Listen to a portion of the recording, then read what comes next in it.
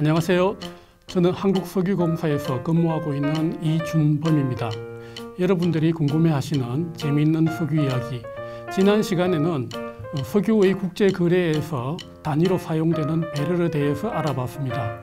오늘은 석유의 역사를 이야기할 때 반드시 짚고 넘어가야 될 인물에 대해서 이야기 드리겠습니다.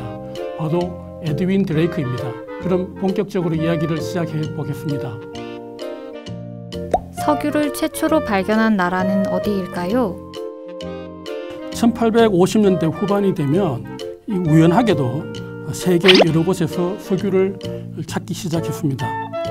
유럽에서는 폴란드나 루마니아, 독일에서 석유를 찾기 시작했고, 북미에서는 캐나다나 미국에서 석유를 찾기 시작했습니다. 모두 자기들이 세계 최초로 석유를 생산했다고 주장하고 있습니다. 석유를 대량으로 생산하는 방법을 발명한 것을 두고 우리는 흔히 석유를 발견했다 이렇게 얘기를 합니다.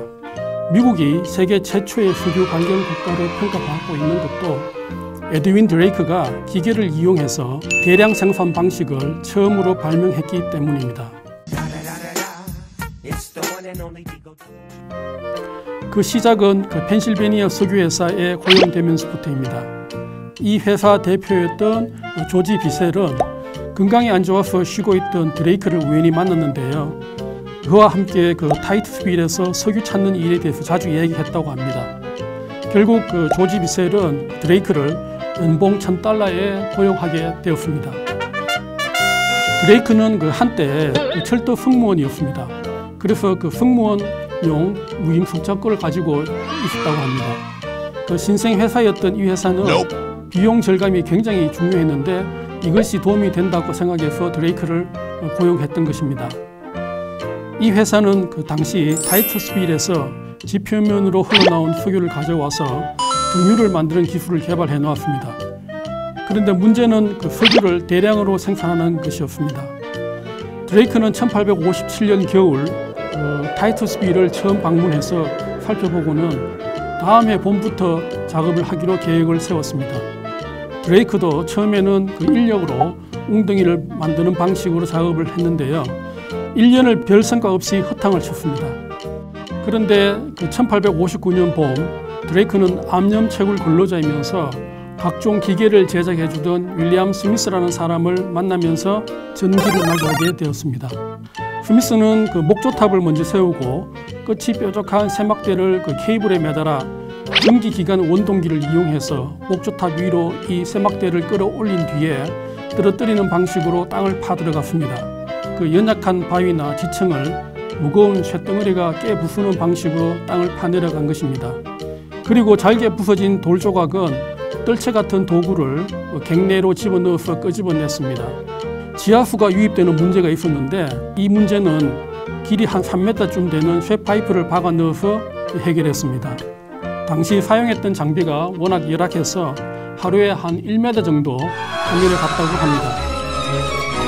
이 일을 보려고 모여든 사람들은 이게 뭐하는 짓이냐, 웃긴다 이렇게 이야기를 했고, 거기다 회사는 사업 자금이 거의 바닥나서 마지막 작업 비용을 송금하고는 사업을 접을 생각을 하고 있었다고 합니다.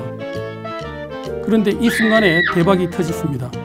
그러니까 1859년 8월 27일 지하 21m 정도 파내려간 다음 날이었습니다.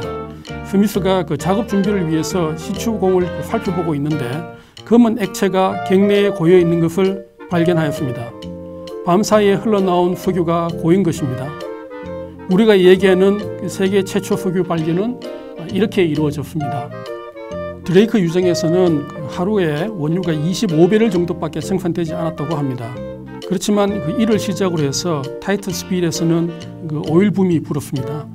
12년이 지난 1872년에는 하루 15,900배럴을 생산했습니다.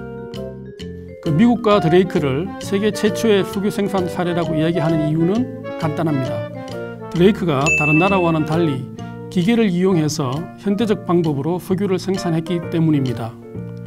이때 개발된 핵심 기술 개념들은 오늘날 석유 시추에도 보편적으로 적용되고 있습니다. 최초의 현대적 의미의 석유 생산은 미국 펜실베니아 오지에서 창조적 정신으로 온갖 역경을 이겨냈기 때문에 가능했습니다.